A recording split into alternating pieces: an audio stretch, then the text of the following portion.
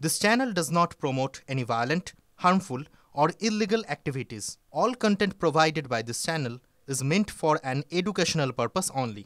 ফুচকা খেতে ভালোবাসেন অনেকেই। বিকেল হলে প্রায় দিনই ফুচকা খেতে যান অনেকে। কখনো ভেবে দেখেছেন এই ফুচকা বিক্রেতাদের দিনে কত টাকা আয় হয় বা বছরে কত টার্নওভার তাদের? যদি না জেনে থাকেন তবে এই টাকার অঙ্কটা শুনে মাথা ঘুরে যাবে নিশ্চয়ই।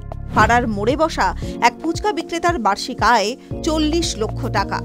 অনলাইনে ইউপিআই পেমেন্টের লেনদেন খতিয়ে দেখতেই চক্ষু চড়ক গাছ। 40 লক্ষ টাকার আয় দেখেই পাঠানো হয়েছে জিএসটি নোটিশ। তামিলনাড়ু সরকারের তরফে জিএসটি নোটিশ পাঠানো হয়েছে ওই ফুচকা বিক্রেতাকে। জানা গিয়েছে ফোনপে, রেজারপের মতো বিভিন্ন অনলাইন পেমেন্ট মাধ্যমে এত টাকা পেয়েছেন।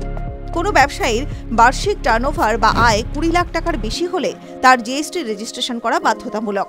বার্ষিক আয়ের সীমা পার করায় প্রশাসনের তরফে ফুচকা বিক্রেতাকে জিএসটি নোটিশ পাঠানো হয়েছে। জানা গিয়েছে ওই ফুচকা বিক্রেতার জিএসটি রেজিস্ট্রেশনও নেই। প্রসঙ্গত, তামিলনাড়ুর এই ফুচকা বিক্রেতার মতো বহু ছোট ব্যবসায়ী রয়েছেন যাদের জিএসটি রেজিস্ট্রেশন নেই।